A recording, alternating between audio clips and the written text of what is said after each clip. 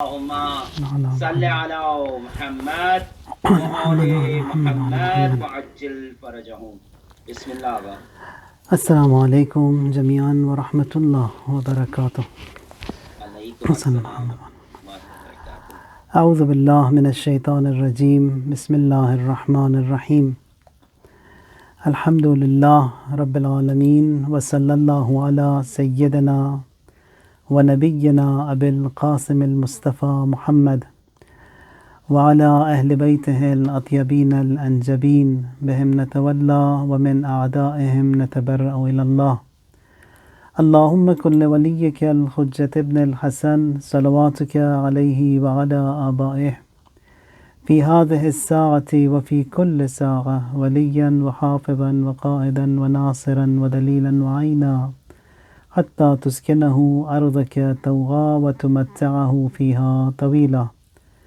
اللهم صل على محمد وآل محمد.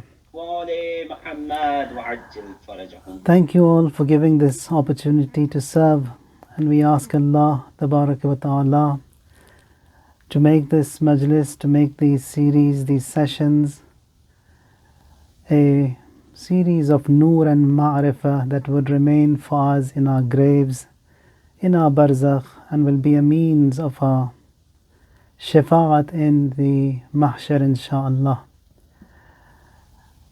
These days we have many sad occasions. Among them it's the sad demise which was last Friday of our Ustad Marhoom Allama Ayatullah Misbah Yazdi, who educated us in falsafa, in mantiq, in irfan, in akhlaq for years and years. May Allah Tabaraka wa Ta'ala elevate his soul, grant him the highest ranks in his forgiveness and mercy. We learnt a lot from him.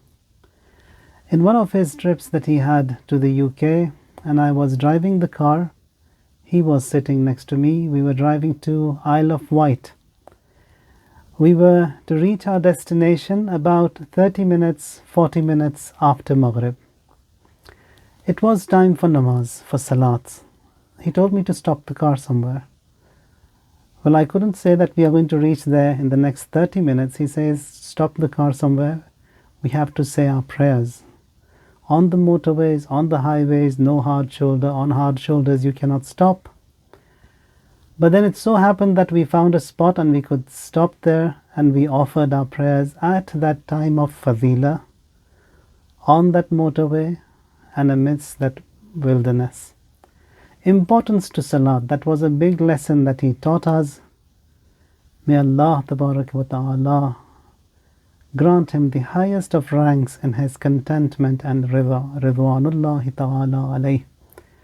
Importance to Salat, importance to worship, importance to the obedience of Allah Tabaraka wa Ta'ala in real living, in the actions and practical life. That what Quran mentions in Surah Maryam, the reason why we find that nations they decline, the reason why people they have a head-on collision in their lives. Quran says in Surah Maryam, فَخَلَفَ مِن بَعْدِهِمْ خَلْفٌ أَضَاعُوا الصَّلَاةَ وَاتَّبَعُوا الشَّهَوَاتِ فَسَوْفَ يَلْقَوْنَ غَيًّا. That is, they were succeeded by an evil generation. Why were they evil? What was the reason for their being evil?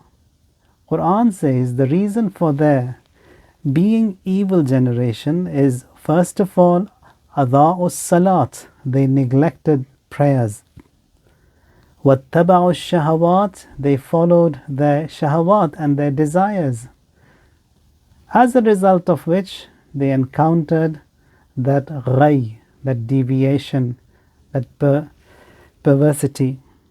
So we find that what Quran states in this ayah, the reason for losing that identity, or the reason for having a head-on collision, or the reason for having a bad generation is putting prayers aside, neglecting prayers, disregarding prayers, and also following those shahawat.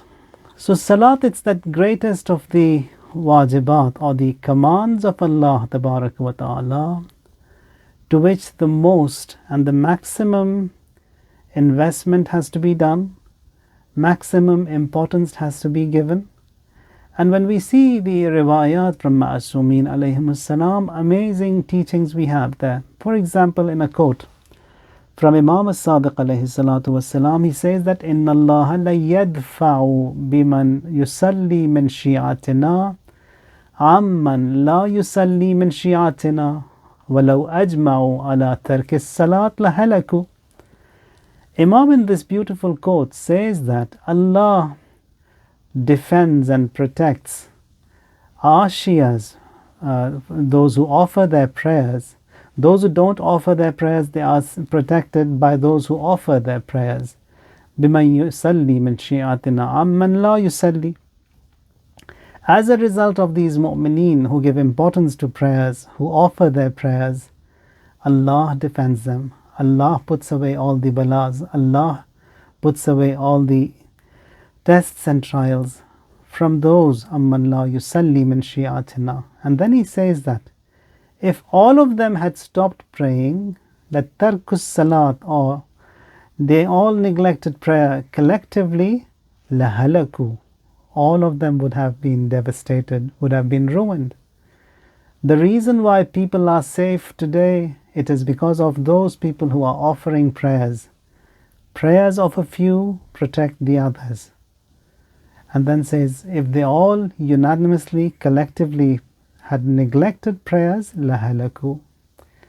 So prayers, they are important. And to that we have also to emphasize and invest in these prayers that we offer. In a hadith, from our sixth Imam, he says that from all the prayers that you offer throughout your life, if you lived for 100 years, then for 85 years you are mukallaf, you have to offer prayers for 85 years.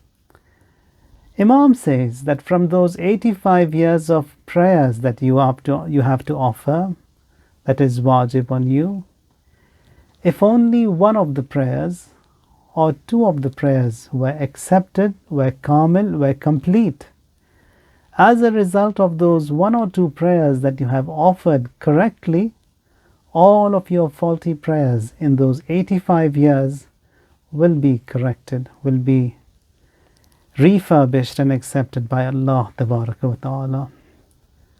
So prayers that are good, prayers that are kamil and correct, can rectify and correct all those prayers that are faulty.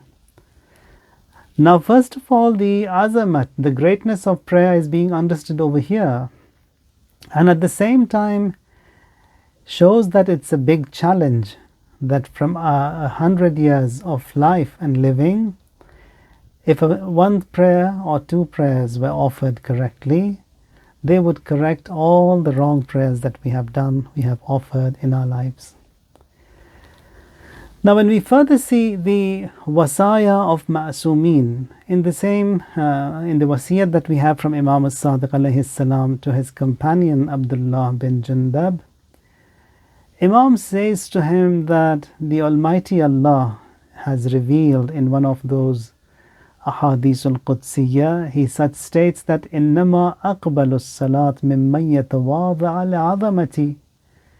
Allah accepts prayers from him who submits and who is humbled before the greatness, before my greatness, that is before the greatness of Allah.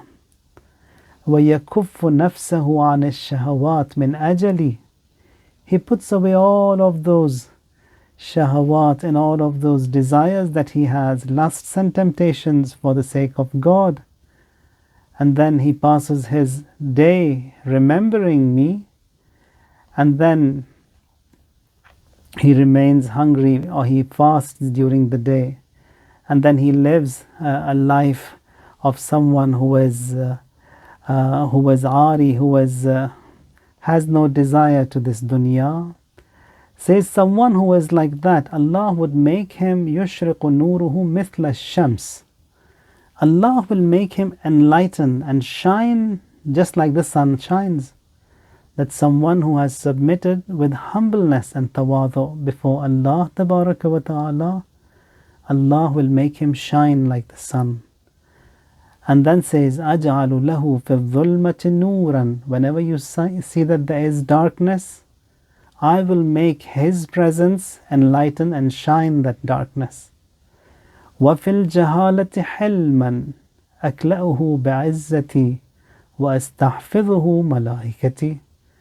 Says that I will clothe him with my hilm, with my tolerance, with my patience, and my angels, they will protect him.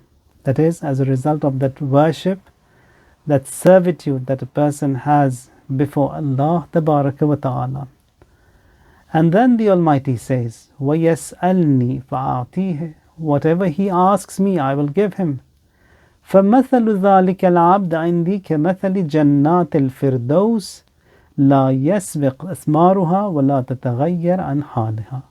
Says the example of that person who has humbled and who has sought the existence of Allah tabaraka wa ta'ala and has stood in worship and servitude of the Almighty.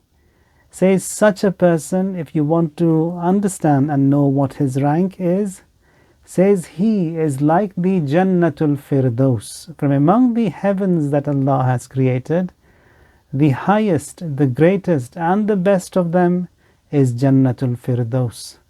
That is the place where the Ahlul Bayt alayhimus salam, they dwell there. Says that Jannatul Firdaus, it cannot be compared to any other of the Jannat and heavens that Allah has created. Says this person who worships, who humbles himself, who stands before the Almighty Allah in Salaat, in prayers, says he is like that Jannatul Firdaus, and the fruit and all those blessings that are there in Jannatul Firdaus, they cannot be compared and measured with anyone else, anything else. So Allah tabaraka wa ta'ala has given such a high rank to someone who is bonded with prayers, with salat. And Allah tabaraka wa ta'ala, He defends and He looks after those who don't offer their prayers as a result of the prayers of those who offer. So those who offer prayers, they protect, they are the security of those who don't. And if everyone puts away the salat, everyone will be ruined.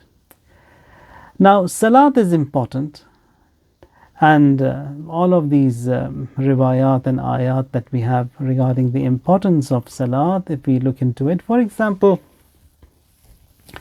one of the ashab of Imam Sadiq alayhi salatu was salam is Hammad bin Isa. Hammad bin Isa, if you were to know him in rank, in Adamat, like one of the Maraji at-Taqleed that we have today, he is of such a great rank.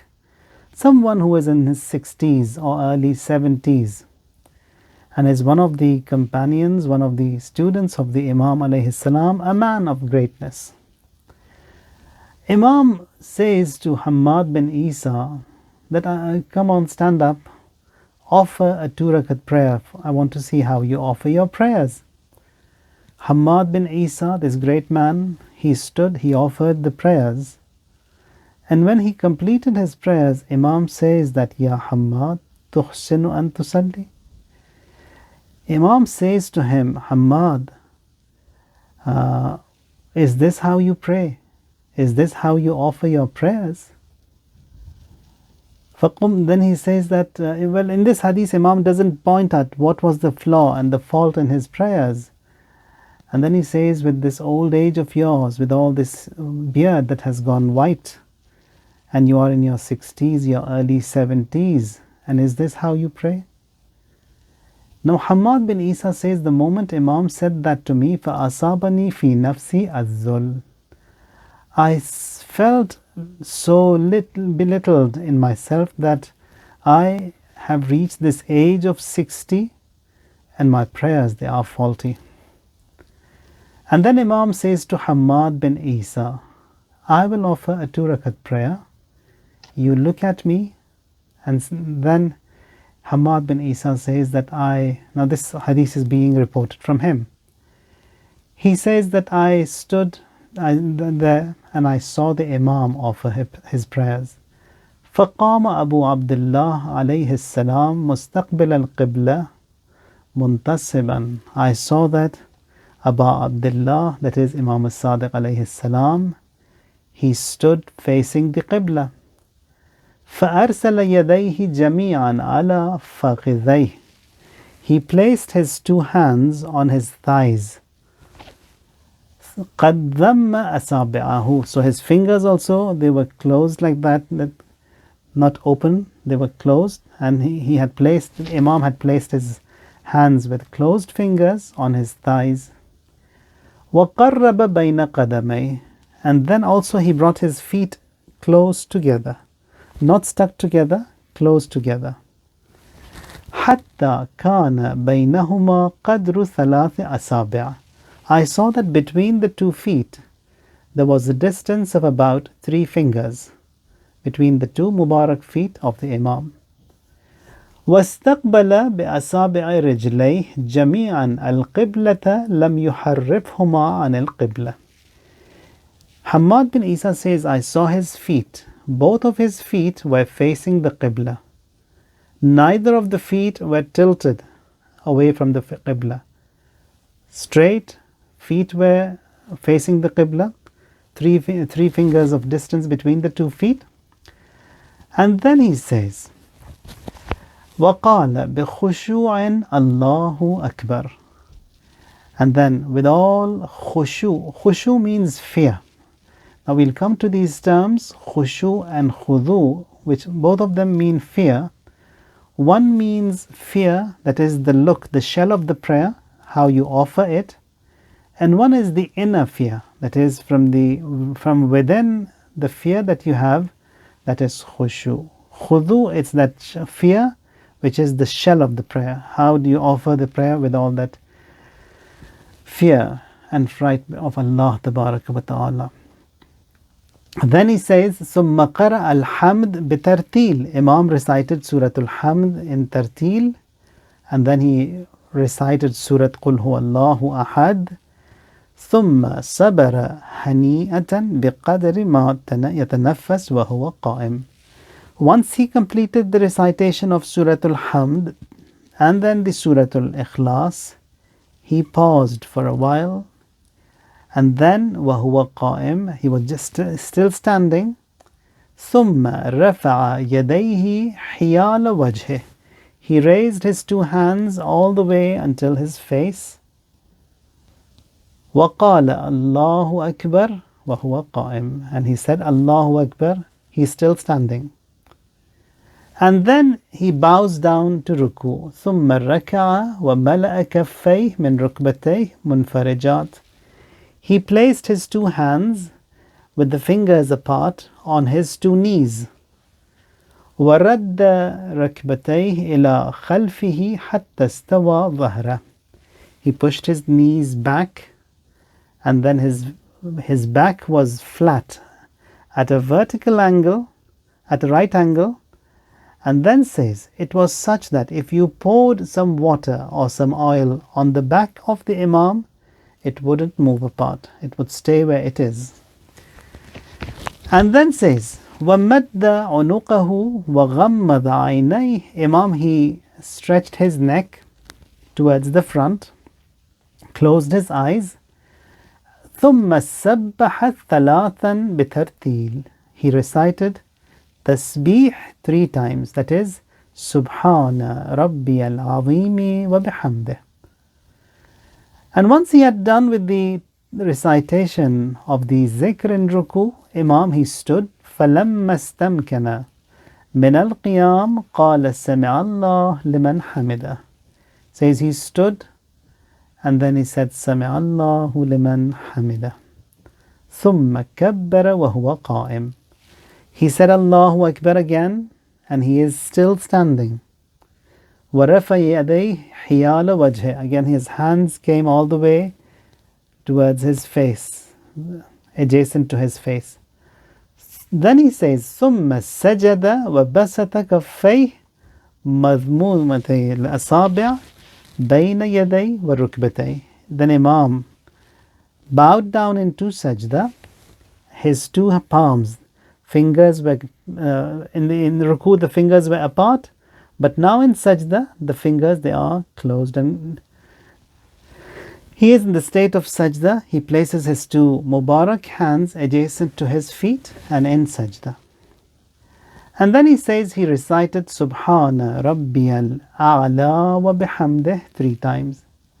وَلَمْ يَضَعْ شَيْئًا مِنْ جَسَدِهِ عَلَى شَيْءٍ مِنْ. The body, when he was in the state of sajda, was tranquil and relaxed. And then he says that was sajda rukbatayhi wa anamila. Then he says that this sajda that Imam had performed, 8 parts of his body touched the ground. What are those 8 parts? Says the forehead, the nose, the 2 palms, the 2 knees, and the 2 toes.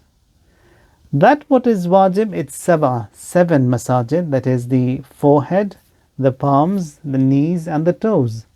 But then Imam had his nose also touch the ground in sajda, and that is that mustahab. Says that what was wajib is 7, but then Imam also had touched the nose, and that is mustahab. ثم رفع رأسه من السجود. He rose from the sujud. فلما استوى جالسا قال الله أكبر. Then when he had settled down, rising from sajda, he sat up, and then he said Allahu Akbar.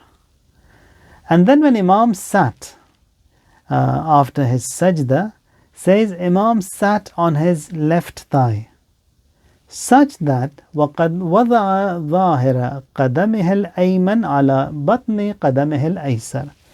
That is, the top of the right foot was under the bottom of the left foot. So Imam was sitting on his left thigh, and the right foot, the upper side of the right foot was under the inner side of the lower side of the left foot. Now inshallah, when we come into details, why is it like that? So right is always is determined or mentioned as haq. So here when Imam sits and places his right foot on the left, or the right thigh on the left thigh, means this right which is haq has always to be on top. Haq always prevails wherever it is. So if we take the right hand as the haq and the left, so that has to be on top. Left foot also is haq, so it has to be on top. Inshallah, when we come into details of why and how these a'mal they are observed, we will talk over there. ثم كبر وهو جالس وسجد السجدة الثانية. He then performed the second sajda, وقال كما قال في الأولى, just like in the first sajda.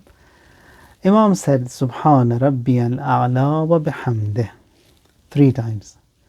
The second rak'at also was offered in the same way as he offered the first rak'at. And when Imam completed his prayers, he said the tashahhud and the salam was recited.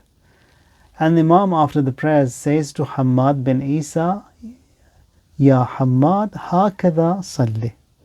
You also offer your prayers just like me. Just like this you offer your prayers.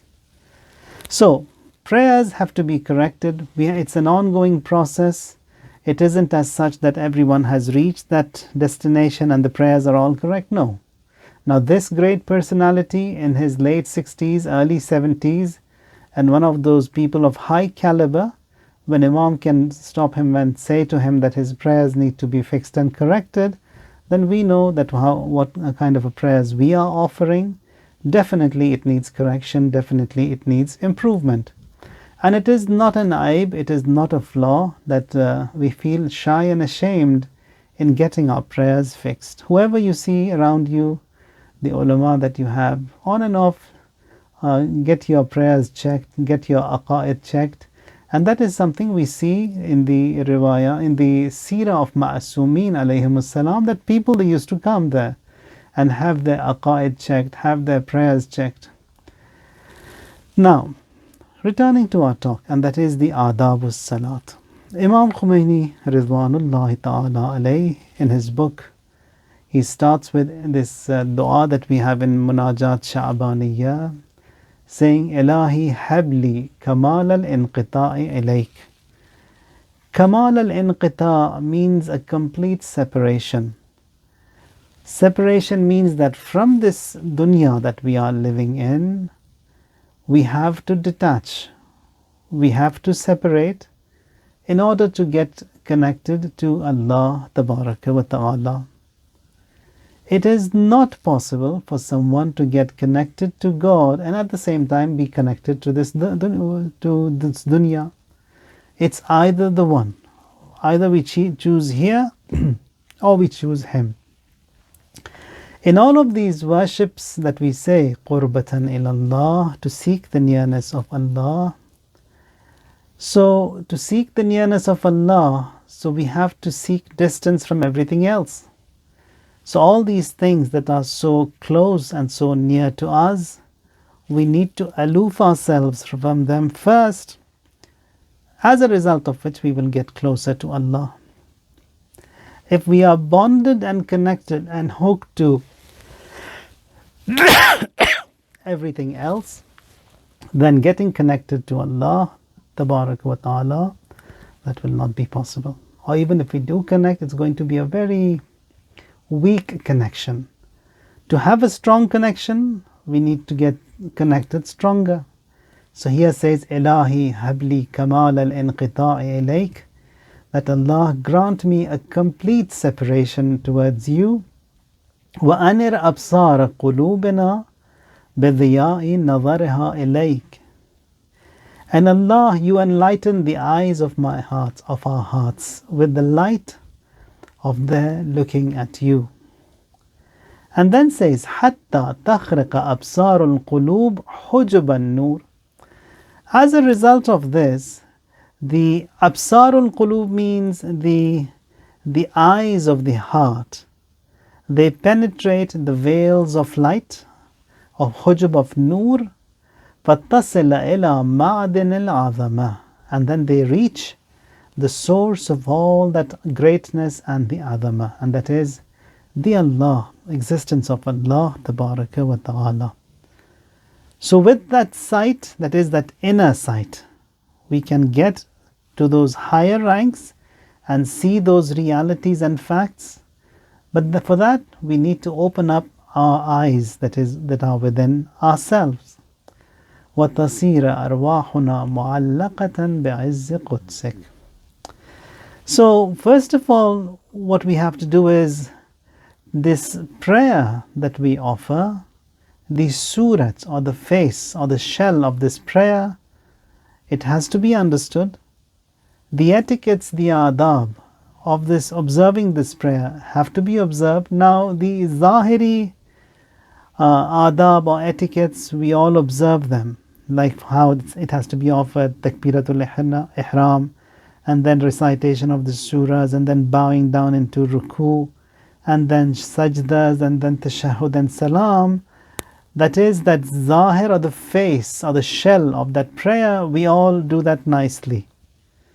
What we have to work on, it is that interior of that salat, the batin of the prayers. Now when we see the ayat of Quran, one of them states that يَوْمَ تَجِدُ كُلُّ نَفْسٍ مَا عَمِلَتْ مِنْ خَيْرٍ مُحْضَرًا وَمَا عَمِلَتْ مِنْ سُوءٍ تَوَدُّ لَوْ أَنَّ بَيْنَهَا وَبَيْنَهُ أَمَدًا بَعِيدًا. On the day when every soul shall find that the actions that they have done, they are all evident and they are before them. The good that I have done will be before me in a form. The bad that I have done, it will take a form and it will be before me.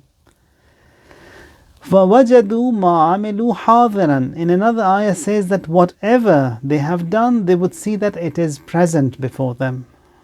So everything is present, it has a form. So these two ayat, when you look into them, we find that our actions, they will materialize, they will have a form. We will see that everything is before us. Imam as-Sadiq alayhi salatu wassalam, in another quote, he says that Man salla salat al-mafrudat fi awwal waqtiha, one who offers his prayers, the wajib prayers, at the time of, on the hour, exactly at the time of fadila.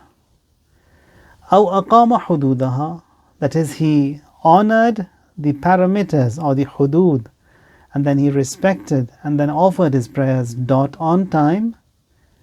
Imam says رفعها الملك إلى السماء بيضاء نقية. An angel takes this prayer and ascends to the skies so bright, so pure. And then it is said, the angels, they say, حفظك الله كما حفظتني. And the prayer says that حفظك الله, may Allah protect you, may Allah save you, just like you protected me, saved me. And then an angel escorts this prayer and escorts this person who has offered the prayers because of that beautiful prayer that he has offered and created. وَمَنْ صَلَّاهَا بَعْدَ وَقْتِهَا, someone who offers his prayers but not on time, has delayed it and offers them at a later time. And the reason why he offered his prayers late, for no reason. Now sometimes there is a reason, whatever that is, but now for no reason he did not offer his prayers dot on time. مِنْ غَيْرِ عِلَّةٍ, says that رَفَعَهَا الْمَلَكِ سَوْدَاء مُظْلِمَةً, an angel, dark, takes it to the skies that are so dark. وَهِيَ تَهْتَفُّ بِهِ ضَيَّعْتَنِي ضَيَّعَكَ اللَّهُ كَمَا ضَيَّعْتَنِي. And he is addressed that may Allah ruin you, just like you ruined me. That is, just like you ruined this prayer. It had to be offered dot on time, on the hour, at the time of fadila. You ruined it, you destroyed it. The angel says, the prayer says that may Allah destroy you, just like you destroyed me. وَلَا رَعَاكَ اللَّهُ كَمْ لَمْ تَرَعْنِي. May Allah not care for you, just like you did not care for me. So prayers, they are important. So prayers, they have a form. That what we do, it takes an action, it takes a form, and it will be present before us, the good and the bad. The ayah says that وَإِنَّ الدَّارَ الْآخِرَةَ لَهِيَ الْحَيَوَانِ لَوْ كَانُوا يَعْلَمُونَ. That you would see that the next abode, that akhirah, most surely it is the true life. لَهِيَ حَيَوَانِ means that entire living in the akhirah, it is animated, it is living, it is lively, it is alive. لَوْ كَانُوا يَعْلَمُونَ, if you knew. Now for every worship there is an adab, there is an etiquette, and among those initial etiquettes that are required, it is ikhlas, sincerity. Now all of this is a lesson to myself first, and to you brothers and sisters, a reminding. So not observing these adab, not observing these etiquettes, they become a barrier, a hijab between us, and then an eternal regret would remain for us that an opportunity was given to us. We could have offered our prayers right at the right time and correctly. We would have invested in our prayers, and then it would be a regret if we don't fix it now. And now it's sad to say, especially in these Hajj and Umrah trips that we used to accompany and go, it's really a shame that people, after such a long time and offering prayers, the prayers, they are faulty. Truly, they are faulty. Recitation is horrible. The entire prayer and Salaat, the wuzu, it's all sad, a sad situation. We need to work on it, and it's just 20 sentences. This entire Salaat is not more than 20 sentences. And if someone cannot pronounce or recite these 20 sentences correctly in a lifetime, that is bad. So, it's going to be a means of regret. وَأَن تَقُولَ النَّفْسٌ يَا حَسْرَةَ عَلَى مَا فَرَّطْتُ فِي جَنْبِ اللَّهِ. And the soul, it would say that, woe be upon me, what I fell short of my duty towards Allah Tabaraka wa Ta'ala. With reference to Salat, all these riwayat that we have, among them says, you've heard it a lot, in qubilat qubila ma siwaha.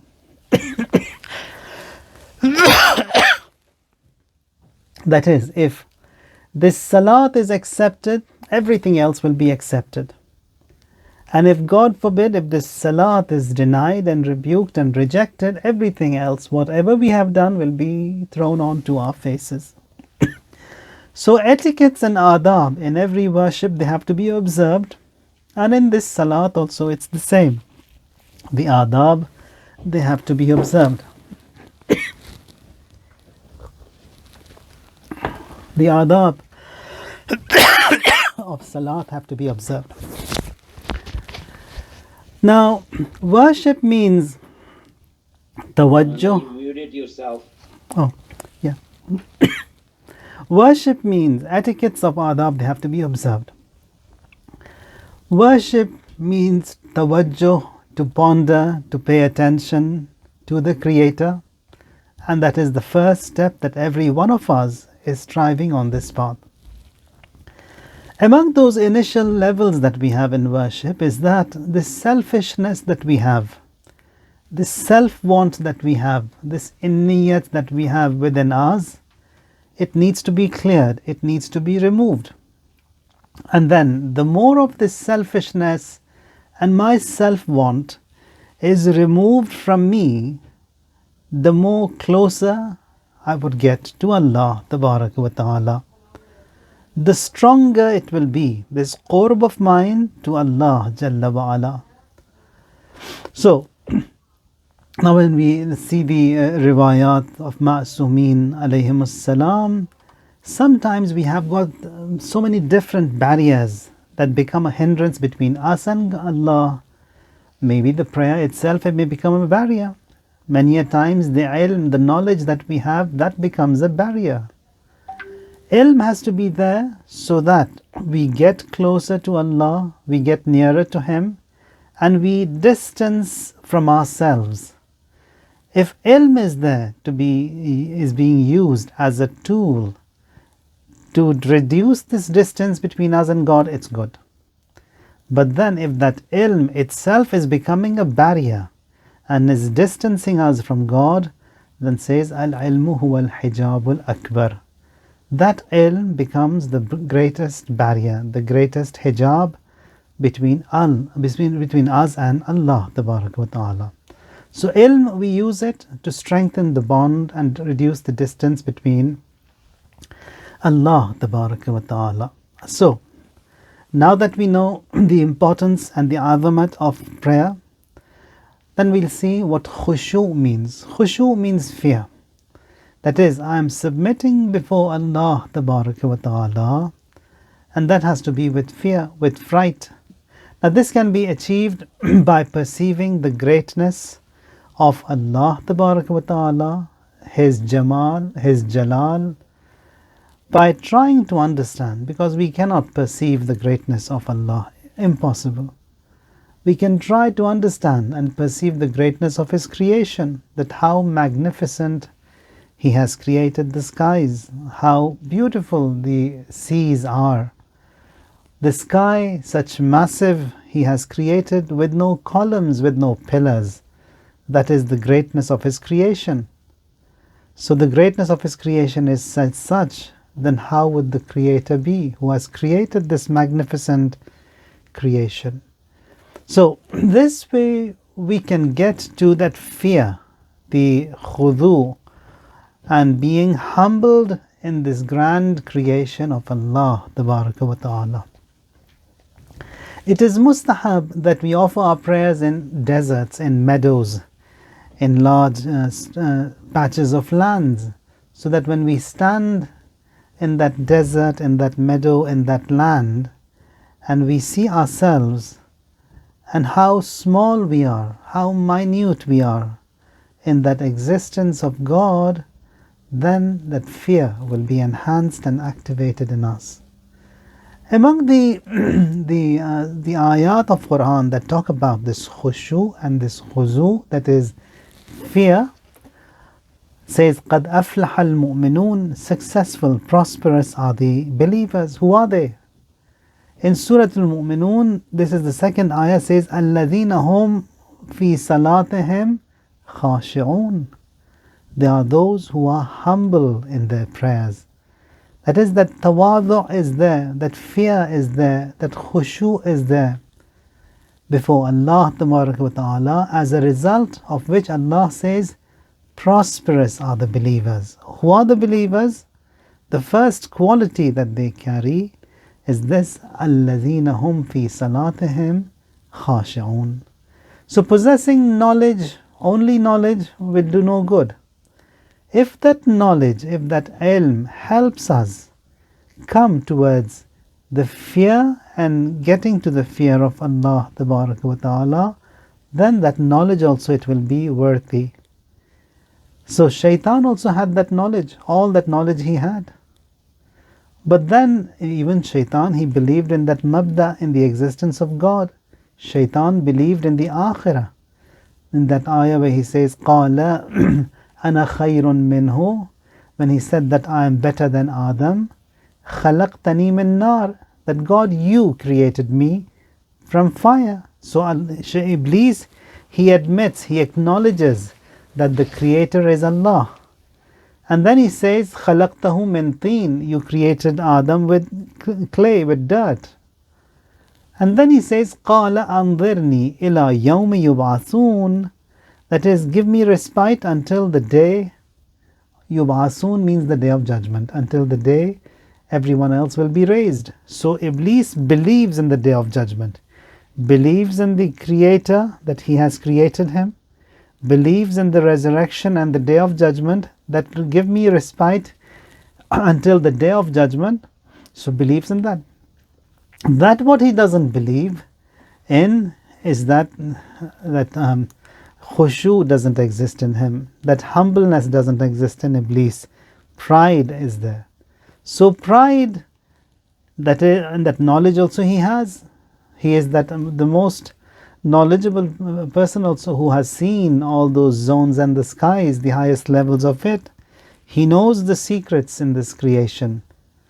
So he has all that talent, all that knowledge. But then all that knowledge, instead of helping him come closer to God, distanced him from God. So that ilm becomes a barrier, a hijabul akbar, between him and the existence of Allah wa ta'ala. So we have to work in getting this khushu and this fright and fear in us. And when we look into the ayat of Quran, another ayah says, إِنَّمَا يَخْشَى اللَّهَ مِنْ عِبَادِهِ الْعُلَمَاءِ, that is, those who fear Allah are the ones who have this ilm, are the ulama, are the scholars. So because of that ilm they have, they fear. So if that ilm becomes a tool in reducing the distance between us and Allah wa ta'ala, it is good.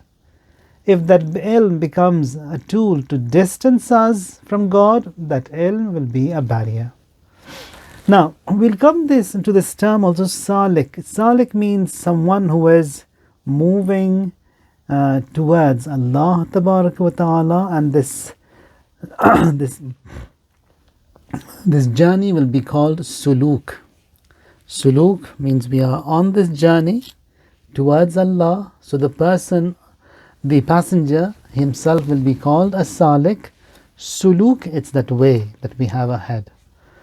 So in this suluk, that salik needs to work and create this status in him as much as it is possible.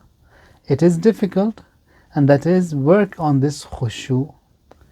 And this status cannot be achieved with laziness. We have to be fresh, we have to be motivated, we have to have that enthusiasm to offer prayers, that love and joy and mahabbat towards prayers has to be there. And then we have to work on it with itmi'nan, with tranquility. And slowly we can get closer to this gem, this prayer that Allah has created, has given as a gift to us, the human beings. That's the best of Allah's bestowals upon mankind. Now in worship, the heart has to be settled, has to be peaceful.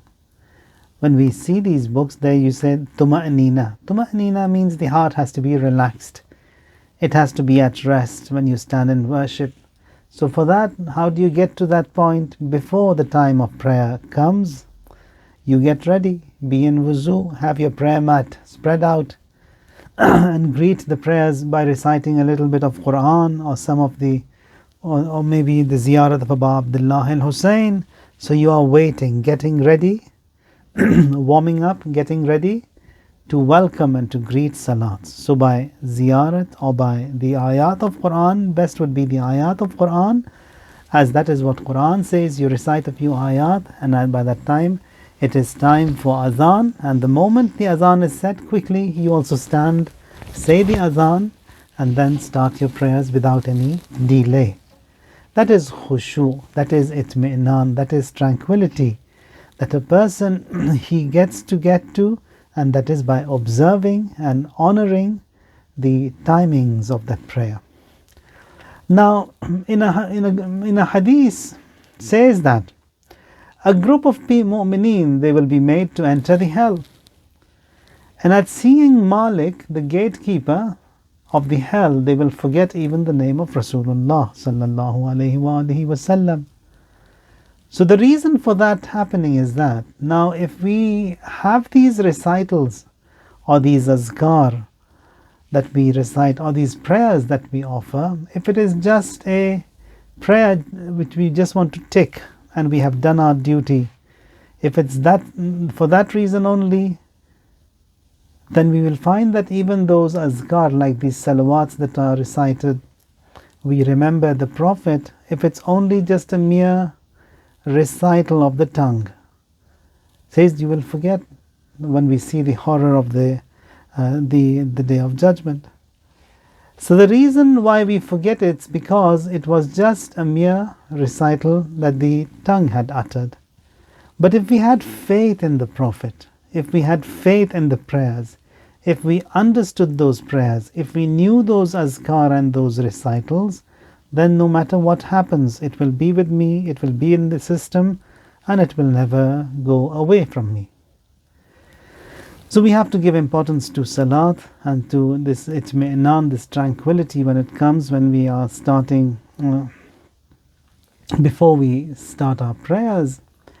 And someone who is connected to Allah Tabaraka wa Ta'ala, and that is wholly and solely by these azkar, by the prayers, the Almighty says that in Hadith al-Qudsi, كُنْتُ سَمْعَهُ الَّذِي يَسْمَعُ بِهِ.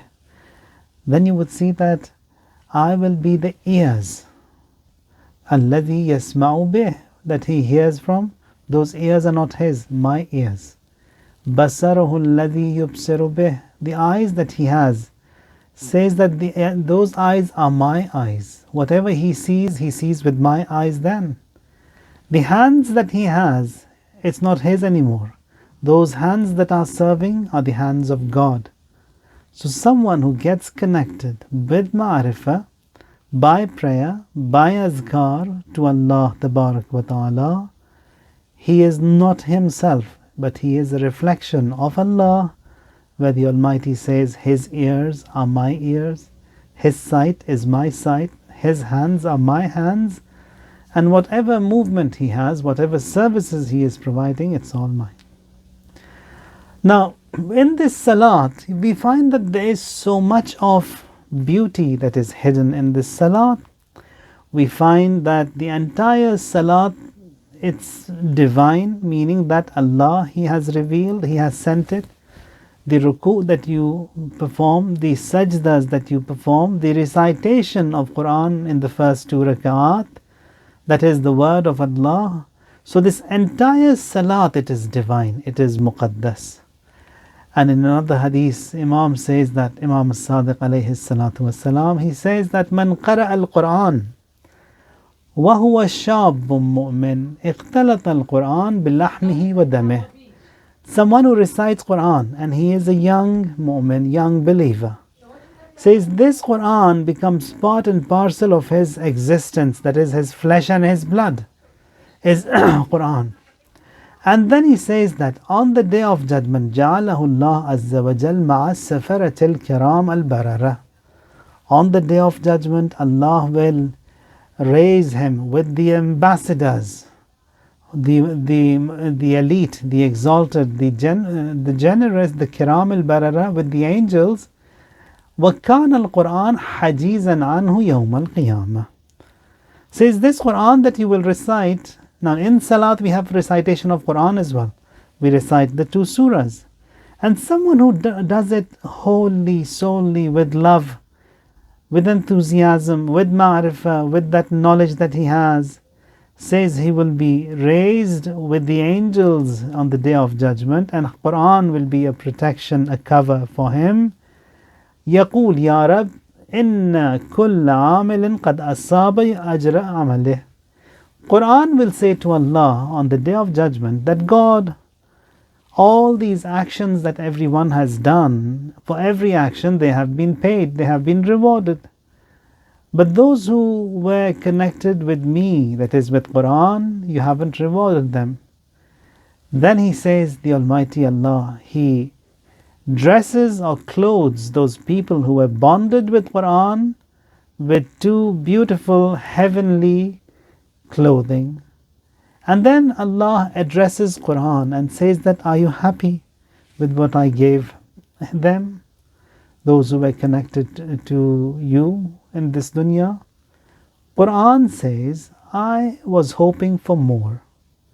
So Allah dressed them in the best of clothing of the heaven, made them enter the heaven, and then asks the Quran, are you happy with what was bestowed and given to them? Quran says, I was hoping for more. قَدْ كُنْتُ أَرْغَبُ لَهُ فِي مَا هُوَ أَفْضَلُ مِنْ هَذَا. Now what Allah does, فَيُعْطَى الْأَمْنِ بِيَمِينِهِ, Allah gives him security and peace from the right, وَالْخُلْدَ بِيَسَارِ, in his right hand, and in his left hand gives him an eternal permit to abide there, to reside in the heaven. ثُمَّ يُدْخِلُ الْجَنَّةِ, and Allah makes him enter the heaven. فَيُقَالُ لَهُ, and this person is said, that is, who was connected, bonded with Quran, اقرأ وَسَعَدْ, recite and ascend. All that Quran that you were bonded with, that you had recited and you were familiarized with in dunya, Allah says, recite from that Quran as much as you want, and ascend in this heaven higher and higher as much as you want. Iqra was'ad darajatan. Every time you recite a daraja, you ascend. Now the daraja also that is mentioned in riwayat, every daraja, it's 10 times the distance between the earth and the skies.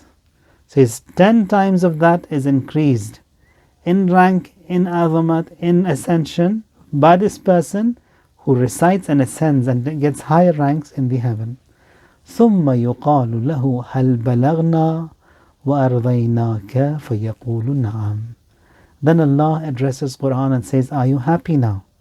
Quran says, yes, happy now. So, وَمَنْ قَرَأَهُ كَثِيرًا وَتَعَاهَدَهُ. So Quran, importance has to be given to it, and in this salat that we offer, there is Quran in it, and this the recitation of the surahs, that is Suratul Hamd and the second surah, we should work on it and recite it correctly, properly, and try to understand the meanings of these surahs. That way a better service we can perform, insha'Allah. May Allah Tabarak wa Ta'ala help us understand these glorious teachings of the Ma'sumin alayhim salam and count us all among the Musalleen. One of the best of du'as that can be given, now for example on the day of Ashura, when Abu Sumama was hit and was falling and was in his last moments of his life, the Imam says to the Imam that, our faith, Ya Aba Abdullah, was I loyal to you, Ya Aba Abdullah? Imam in reply says, Naam wa anta amami fil jannah, yes, and you will be before me in the heaven. and says, جَعَلَكَ اللَّهُ مِنَ الْمُصَلِّينَ, that Allah count you and list you among those who are the musallin, who offer and who establish and those who keep up prayer. So being a musalli and being raised among the musallin is an honor, is a rank. It's a daraja that Allah gives to only those who He wants.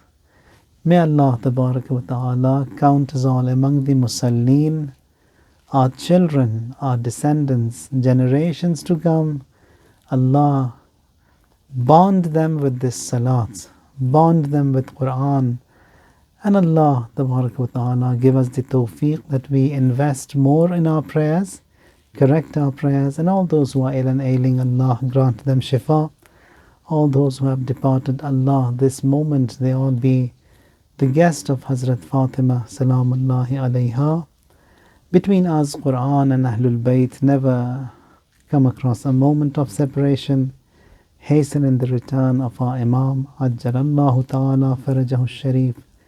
Islam and Muslimin, Allah grant them honor, izzat, height and might. And to kufr, shirk and nifaq, Allah remove them from the surface of this earth. وعجل في فرج مولانا صاحب الزمان. صلى الله على محمد.